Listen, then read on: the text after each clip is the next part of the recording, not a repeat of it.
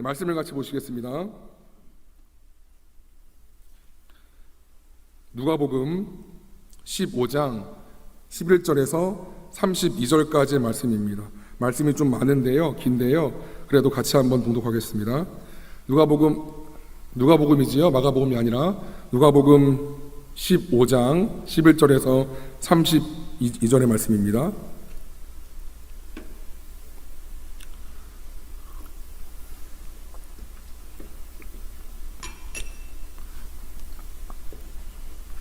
봉독합니다.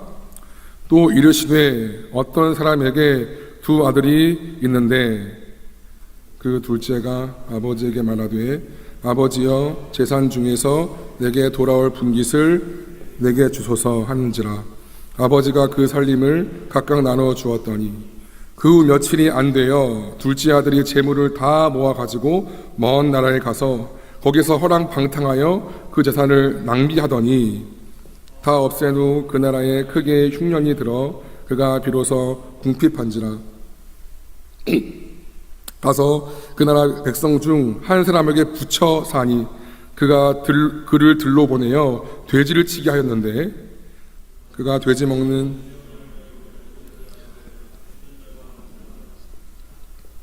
이에 스스로 돌이켜 이르되 내 아버지에게는 양식이 풍족한 품꾼이 얼마나 많은가. 나는 여기서 줄여 죽는구나. 내가 일어나 아버지께 가서 이르기를 아버지 내가 하늘과 아버지께 죄를 지었사오니 지금부터는 아버지의 아들이라 일컬음을 감당하지 못하겠나이다. 나를 품꾼의 하나로 보소서 하리라 하고 이에 일어나서 아버지께로 돌아가니라. 아직도 거리가 먼데 아버지가 그를 보고 치긴히 여겨 달려가 목을 안고 입을 맞추니 아들이 이르되 아버지 내가 하늘과 아버지께 죄를 지었사오니 지금부터는 아버지 아들이라 일컬음을 감당하지 못하겠나이다 하나 아버지는 종들에게 이르되 제일 좋은 옷을 내어다가 입히고 손에 가락지를 끼우고 발에 신을 신기라. 그리고 살진 송아지를 끌어다가 잡으라. 우리가 먹고 즐기자. 이 내 아들은 죽었다가 다시 살아났으며 내가 잃었다가 다시 얻었노라 하니 그들이 즐거워하더라. 맏아들은 밭에 있다가 돌아와 집에 가까이 왔을 때 풍악과 춤추는 소리를 듣고 한 종을 불러 이 무슨 일인가 물은데 대답하되 당신의 동생이 돌아왔음에 당신의 아버지가 건강한 그를 다시 맞아들이게 됨으로 인하여 살진 송아지를 잡았나이다 하니 그가 노하여 들어가고자 하지 아니하거늘 아버지가 나와서 권한대 아버지께 대답하여 이르되 내가 여러 해 아버지를 섬겨 명을 어김이 없거늘 내게는 염소 새끼라도 주어 나와 내 벗으로 즐기게 하신 일이 없더니 아버지의 살림을 창녀들과 함께 삼켜버린 이 아들이 돌아오매 이를 위하여 살진 송아지를 잡으셨나이다. 아버지가 이르되 예 너는 나와 항상 나와 함께 있으니 내 것이 다 내 것이로되 합독하시겠습니다. 이 내 동생은 죽었다가 살아났으며 내가 잃었다가 얻었기로 우리가 즐거워하고 기뻐하는 것이 마땅하리라 하니라. 아멘. 품으시는 하나님, 배척하는 교회라는 제목으로 주의 말씀을 증거하겠습니다. 오늘 본문은 여러분 다 아시는 말씀인 것 같아요. 소위 탕자의 비유라고 하지요. 떠나간 아들에 대한 아버지의 사랑을 참 감동적으로 묘사하고 있습니다. 그래서 여러분 하나님께서 정말 나를 사랑하실까? 삶의 여러 문제 속에서 이런 많이 힘들잖아요. 하나님의 사랑이 잘 안 느껴질 때가 있을 거예요. 그럴 때 이 본문을 깊이 묵상하면 하나님의 사랑이 다시 한번 깨달아지는 귀한 말씀일 수 있습니다. 어떤 아빠에게 두 아들이 있었습니다. 그런데 어느 날 그 중에 둘째 아들이 말합니다. 아버지여 재산 중에 내게 돌아올 분깃을 주소서. 무슨 말입니까? 아버지께서 돌아가시면 어차피 내게 돌아올 유산 지금 달라는 것입니다. 여러분 10절을 보세요. 10절에서 재산으로 번역된 단어는 원어로 보면 본질이에요. 재산이 없으면 생명 유지가 불가능하고 가족 공동체가 영위될 수 없으므로 재산은 한 가정에 있어서 생명이요 본질이지요. 그런데 이 생명과도 같고 본질과도 같은 재산을 아직 아버지가 돌아가시지도 않는데 불구하고 어차피 아버지가 죽을 거니까 어차피 아버지가 돌아갈 거니까 나한테 지금 주세요라고 미리 달라고 말하는 것이지요. 참 악하지요. 지금 시대에 봐서도 이러한 아들의 태도는 굉장히 불손하며 불효하고 아버지를 대단히 모욕하는 것이지요. 때문에 당시로서는 더더욱 악하다 아니하다 할 수 없는 그런 굉장히 악한 것이었습니다. 여러분 신명기 21장을 보면 유대 상속법이 나와요. 거기 보면 아버지가 돌아가셨을 때 유산을 줄 때 장자에게는 3분의 2를 주고요, 차자에게는 3분의 1을 줍니다. 장자의 권리를 보호해 주는 거지요. 이 유대법에 근거하여 둘째 아들은 아버지 재산의 3분의 1을 가질 수 있습니다.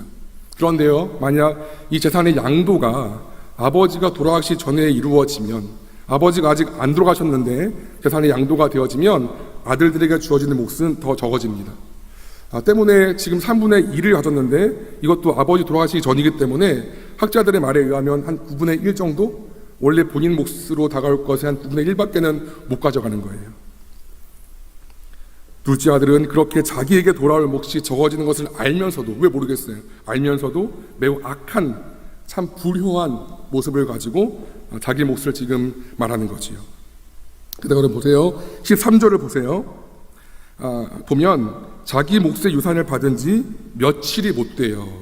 며칠이 못 돼요. 그거 다 모아가지고 아예 연락도 안 닿는 먼 나라로 갑니다. 이제 유산도 뭐 이렇게 받았겠다, 아버지와 연을 끊는 거지요. 단 며칠 만에 아버지께 받은 재산을 다 가지고 가려면 생각해보세요. 여러분, 현금으로 쳐도 그 집이며 건물이며 그런 땅 같은 것들이 단 며칠 만에 될까요? 그게 다 이렇게 처분될까요? 그렇지 않죠.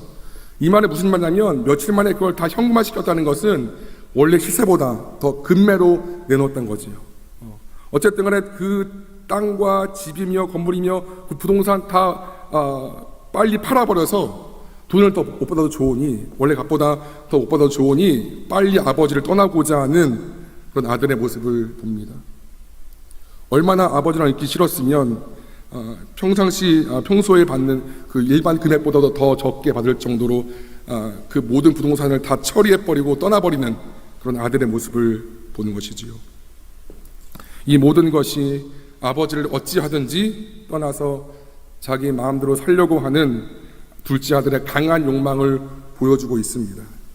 그리고 이 같은 모습은 창세기 3장에 아담의 범죄 이후에 죄로 물들어서 하나님을 떠나고자 하는, 창세기 3장에서 아담이 범죄하고 죄가 들어왔잖아요. 그 죄에 찌들어서 하나님을 떠나고자 하는 인간의 본성을 잘 보여줍니다. 우리 로마서 말씀을 같이 한번 보면 좋겠어요.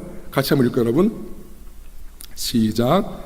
또한 그들이 마음에 하나님 두기를 싫어하며 하나님께서 그들을 그 상실한 마음대로 내버려 두사 합당하지 못한 일을 하게 하셨으니 곧 모든 불의, 추악, 탐욕, 악의가 가득한 자요, 시기, 살인, 분쟁, 사기, 악독이 가득한 자요, 수근수근하는 자요, 비방하는 자요, 하나님께서 미워하시는 자요, 능욕하는 자요, 교만한 자요, 자랑하는 자요, 악을 도모하는 자요, 부모를 거역하는 자요, 우매한 자요, 배약하는 자요, 무정한 자요, 무자비한 자라.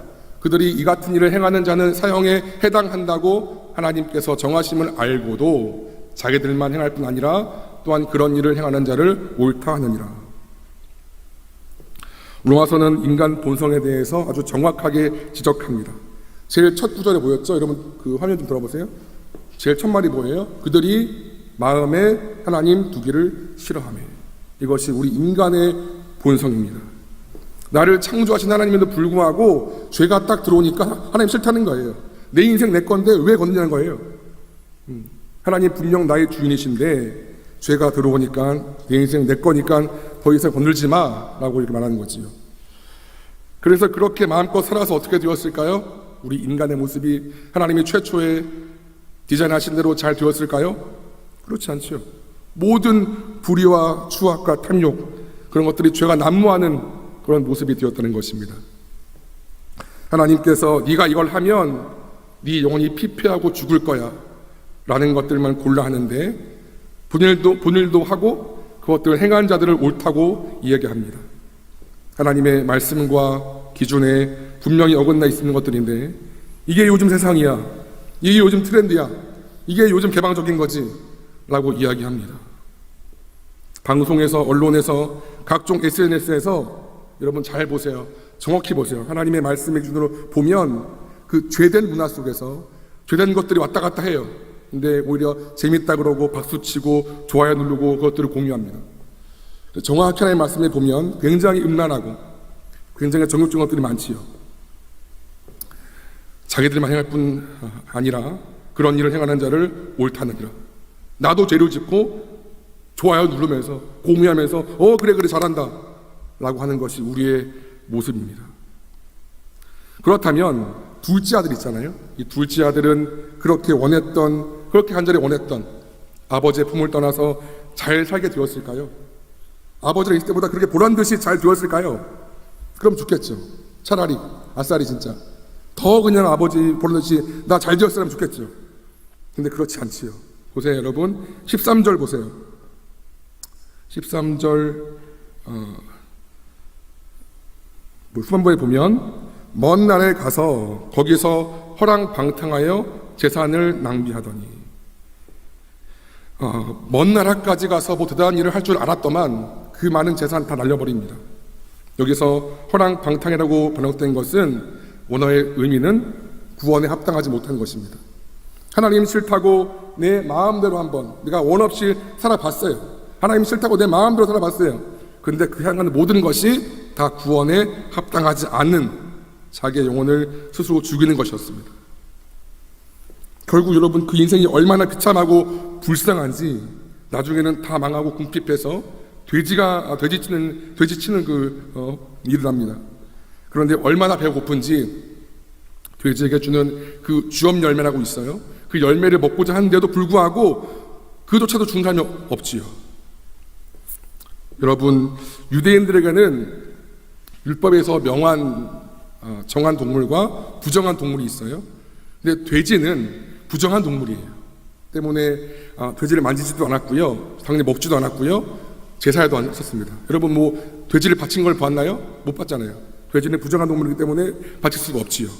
그런데 그 유대인이, 그 부정한 동물이었던 돼지를 아는 그 유대인이 먹이를 주기 위해 돼지에게 몸을 굽힌다.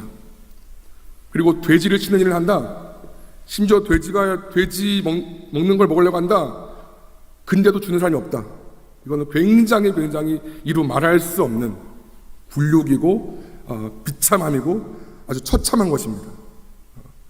돼지라면 학을 띠는 그 유대인들이 이런 일을 한다는 것은 이루 말할 수 없는 자신의 상태를 보여줍니다. 그제야 그 비참해진 인간이 그 인생이 그렇게 아주 나락에 바짝 떨어지고 난 다음에야, 그때야 다 폴짝 망하게 된 다음에 드디어 아버지가 떠올립니다. 17절 보세요 여러분. 18절 같이 읽을까요 여러분? 17절부터요 시작.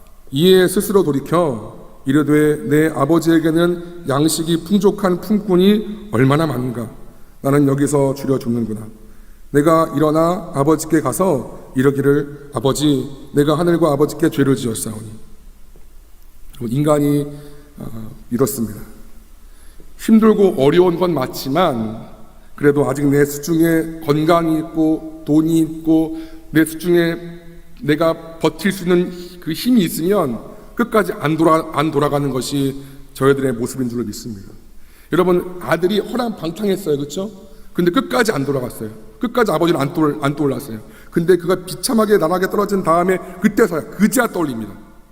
이것이 우리들의 모습이라는 거예요. 내 통장에 돈이 있고 내 건강이 있고 내가 의지할 사람이 있으면 그렇게 하나님을 의지하지 않고 안 돌아가는 것이 우리의 모습인 거예요.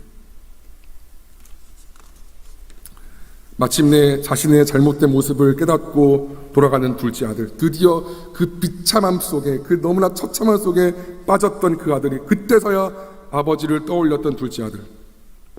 그런 그를 아버지께서는 어떻게 하셨을까요? 우리 좀 길지만 20절부터 다시 한번 읽을게요. 20절부터 여러분 시작. 이에 일어나서 아버지께로 돌아가니라.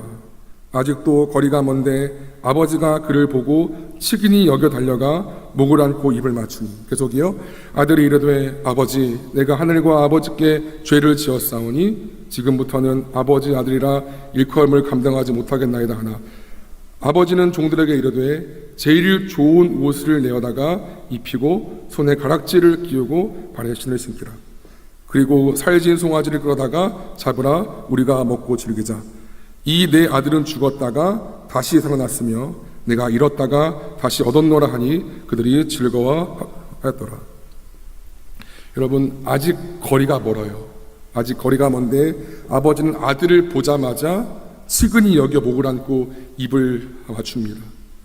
여러분, 여기 측은히 여겼다는 것은 그냥 불쌍히 정도가 아닌 것이고 그 내장이 다 뒤집어 엎을 정도의 고통인 거예요. 우리가 애끓는다고 하죠. 그 애끓는 상태예요. 얼마나 그 아들을 바라봤을 때 그 마음이 힘들었냐면, 얼마나 아팠냐면 자기 속에 내장이 다 뒤집어 엎을 정도의 모습이었습니다. 그 마음으로 아들에게 달려갑니다.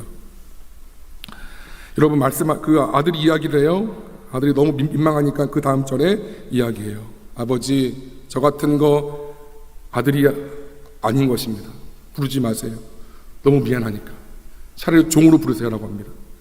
비로소 자신의 죄를 깨달은 그 아들은 더 이상 아들이라고 부르지 마세요라고 합니다. 그런데 22절 이하를 보세요, 여러분.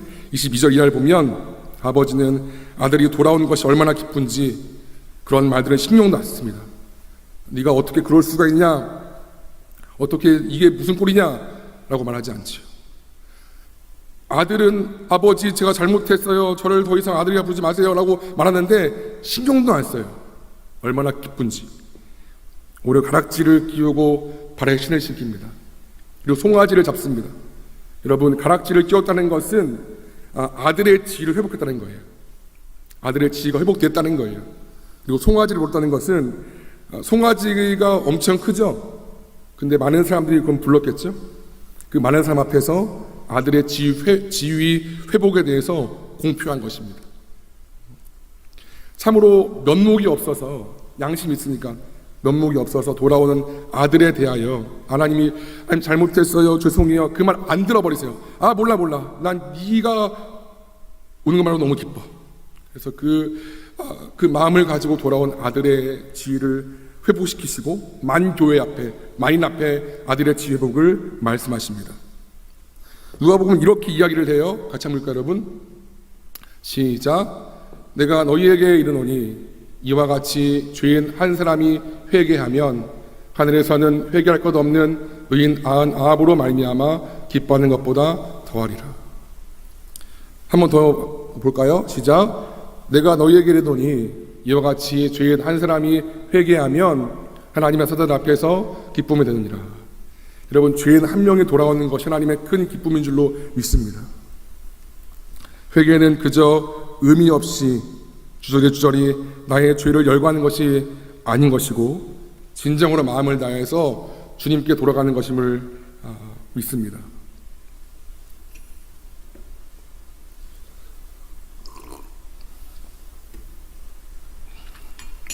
그런데 여러분, 문제는 게 있어요. 이 생명의 기쁨, 생명의 잔치잖아요. 다 동네 사람들 부르고 다 기쁘게 얘기를 하고 아들 돌아왔고 안아주고 이 생명의 잔치 속에서 문제가 있어요. 뭐예요? 첫째 아들. 자기 동생이 돌아왔으면 오히려 더 기뻐해야 할 사람이 집에 안 들어옵니다.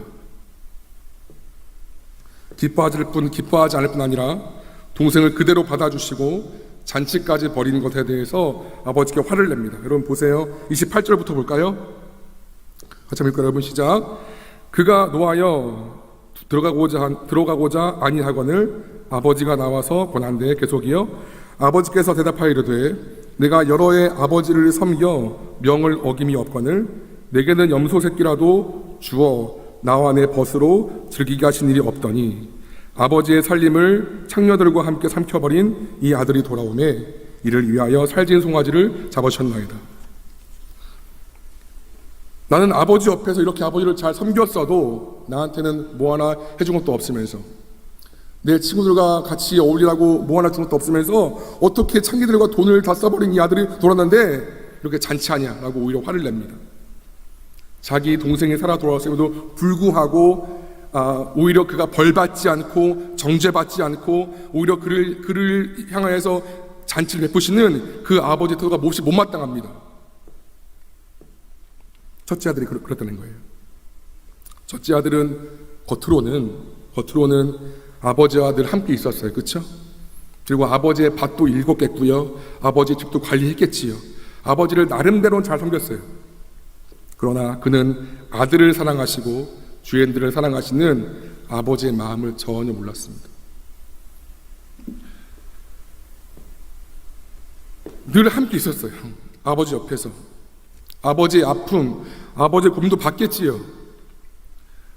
누구보다 가장 잘 그 아버지의 마음을 알아야 되는 것이 첫째 장자였지요. 근데 그는 아버지와 함께 있었지만, 아버지의 집에 있었고 아버지를 섬기듯 하였지만 아버지의 마음을 전혀 몰랐습니다. 첫째 아들은 돌아온 동생을 자기 형제라도 안 봤어요. 여러분 보세요. 30절에 보세요. 이 아들이 돌아오매 30절에 동생이라 부르지도 않고 이 아들이라고 합니다. 영어로 보면 This son of yours, 당신의 아들이라고 합니다. 내 동생 아니에요. This son of yours, 당신 아들이잖아요. 이렇게까지 합니다. 이야기를. 이 아버지는 첫째 아들에게 이렇게 말씀합니다. 여러분 보세요. 31절을 같이 한번 볼까요? 시작. 아버지가 이르되 예, 너는 항상 나와 함께 있으니 내 것이 다 내 것이로되 이 내 동생은 죽었다가 살아났으며 내가 잃었다가 얻었기로 우리가 즐거워하고 기뻐하는 것이 마땅하다 하니라. 예라고 부르세요. 예. 예라는 것은 원어로 보면 아들하는 거예요. 아들아. 여전히 그 분노에 차 있는 첫째 아들을 아들로 품으시는 거지요. 근데 말씀하세요. 보면 이 내 동생이라는 거죠. 여기 보면 32절 보면 이 내 동생은 영어로 보면 this brother of yours예요. 아까 뭐랬죠? 첫째 아들이 this son of yours, 당신 아들이라 했잖아요. 근데 아빠는 얘기해요. 아니야, 나의 아들이기도 하지만 this brother of yours, 너의 동생이다라고 하세요. 그럼 계속해서 이 동생이 돌아온 것을 말씀하시며 this brother of yours, 너의 동생이 온 것을 기뻐하라. 가족의 연합을 추구하십니다. 한번 생각해 보세요, 여러분. 우리가 흔히 탕자의 비유라고 하면 둘째 아들을 떠올리지요, 그렇죠? 그러나 진짜 아버지를 떠난 탕자는 누구였을까요? 대놓고 죄를 지었지만 결국 나갔다가 돌아왔던 둘째 아들일까요? 아니면 늘 아버지와 함께 있었지만 전혀 아버지만 몰랐던 둘째 아들이 돌아왔지만 전혀 동생을 취급하지 않고 밖에 있었던 첫째 아들일까요? 누가 탕자일까요?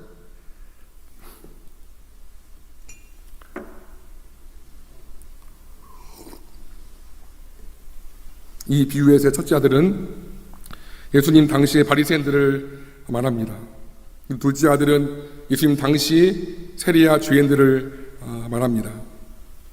예수님은 둘째 아들과 같이 아무리 큰 죄인이라고 할지라도 예수님께로 돌아오면 다 품어주십니다. 그렇죠? 세리와 죄인 같은, 창녀 같은 아무리 큰 죄인이라도 둘째 아들처럼 다 용서해 주십니다. 품어주시고 용서하시고 안아주십니다. 이것이 우리 하나님의 마음인 줄로 믿습니다. 그러나 첫째 아들로 비유된 당시 경건의 대명사였던 바리새인들은 그들은 빠짐없이 모든 예배를 드렸어요. 그렇죠? 우리처럼. 그리고 말씀을, 율법을 항상 연구했고 암기했습니다. 누구보다 하나님 곁에 가까이 있다고 생각되었던 사람들이지만 그들은 전혀 하나님 마음을 몰랐습니다. 그리스도를 보내 죄인을 구원하시려는 하나님의 뜻에 오히려 불순종했지요.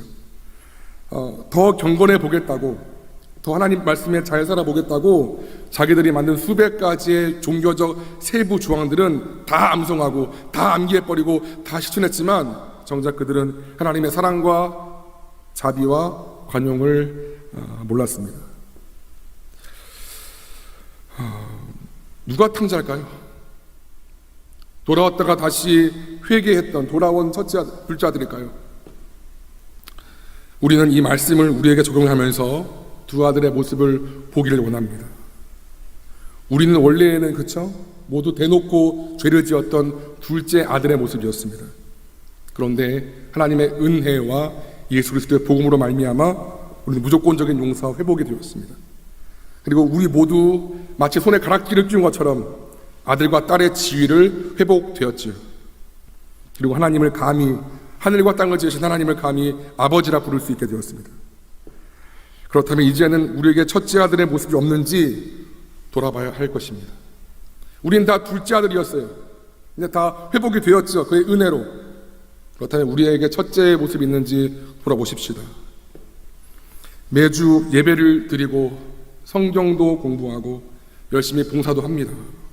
첫째 아들처럼 하나님의 성전에서, 이 종교적인 틀 안에서 하나님을 섬기고 있는 것처럼 보입니다. 우리 모두가. 그러나 정작 우리는 죄인이 돌아오기를 바라시는 하나님의 마음, 누구라도 용납하고 받아주시는 아버지의 마음을 잘 알고 있는지요? 그 수많은 예배와 교회 행사와 그런 것이 아닌 것이고 영원히 살고 죽는 아버지의 마음에 대해서 우리가 정말 알고 있는지 돌아보기를 소원합니다. 제가 어느 교회에서 들은 말이에요. 어느 날 성도님이 꾸준히 예배를 드렸대요. 근데 어느부턴가 예배를 잘 안 나오시더래요. 그래서 그 담당 목회자께서 전화하셔가지고 물어보셨대요. 왜 요즘 안 나오세요? 그분이 하시는 말씀이, 제가 도저히 이 교회를 못 다니겠습니다. 왜요, 성도님?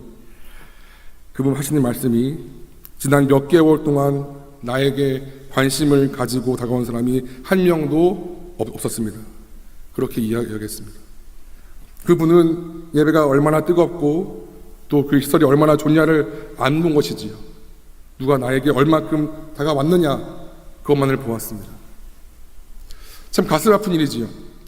그분이 참 어렵게 아마 나왔을 거예요. 어렵게 교회를 나왔을 거예요. 그리고 몇 개월 동안 새신자 훈련도 받았겠지요. 그리고 예배를 드렸어요. 근데 그 아무도, 목회자가 가끔씩 인사하고 오셔서 했겠죠. 근데 그것 말고는 아무도 그게 다가가지 않았다고 그는 이야기를 한 것을 들었지요. 예수님은 누구든지 그랬어요. 누구든지 목마르거든 다 내게로 와서 먹으라 했습니다. 조건이 없죠. 누구든지 목마르거든, 누구든지, 지위, 학벌, 돈, 나의 백그라운드 관계없지요. 예수님께는 전혀 문제가 안 되었습니다. 그저 주님께 목마르거든 그거 한 가지면 됩니다. 그럼 다 와서 먹게 되었습니다. 그렇다면 주님을 따라가야 하는 우리 교회의 모습은 어떠해야 할까요? 조건이 없이 받아주신 예수님, 그 예수님을 머리 삼은 우리 교회의 모습은 어떠해야 할까요? 다 품어주시는 하나님처럼 그렇게 영혼을 품었을까요? 그렇지만 않은 것 같습니다, 여러분. 한국교회의 가장 큰 문제점 중에 한 가지는 끼리끼리 문화입니다. 끼리끼리 문화. 겉으로는 사랑을 말하고 축복송 불러주고 환영송 불러주고 새신자 오면 선물 주고 하지요.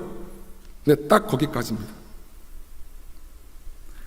나와 스타일 다르고 학벌 다르고 취향 다르고 사회적인 능력 다르면 잘 어울리지 않거나 어울리지 못합니다. 주님은 한 영혼이 천하보다 귀하다고 했지요. 그만큼 여러분 이 말이 잘 너무 상식한가, 너무 식상한가요? 한 영혼이 천하보다 귀하대요. 온 우주보다 귀하대요. 그만큼 귀한 것이 한 영혼이지요.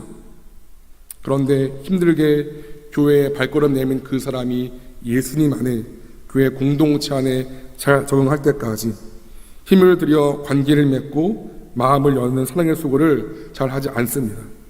그러다가 귀에 정착하면 그냥 잘 되었나 보다 하고 어느 날부터 안 보이면 또 그냥 안 보이나 보다 하는 것이 우리의 모습이 아닐까 싶습니다.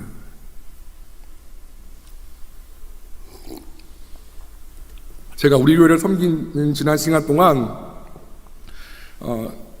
새로운 사람들이 오는 걸 꽤 많이 봤어요. 우리는 전도도 하지 않았는데 스스로 청년들이 옵니다. 가끔씩. 그 사람들 다 어떻게 되었을까요? 물론 몇몇 지체들은 우리가 지금 보고 있는 우리 지체들처럼 새로 왔음에도 불구하고 잘 적응하는 것에 감사합니다. 하지만 이와는 비교할 수 없을 정도로 많은 사람들이 몇 주 예배를 못 드리고 다 갔지요. 제가 우리 교회에 부임한 지 얼마 안 되어서 우리 교회 청년이 한 이야기예요. 선사님, 저희 교회에 새로운 청년들이 오지 않는 교회가 많이 옵니다. 그래도 꽤 오는데 이게 가족교회라는 것도 있고 이미 오래전부터 친해진 관계 때문에 버티지를 못합니다. 내가 온 지 몇 주 후에 한 청년이 그렇게 이야기를 했어요. 사랑하는 여러분, 이런 모습이 나와는 다를 수 있죠, 물론.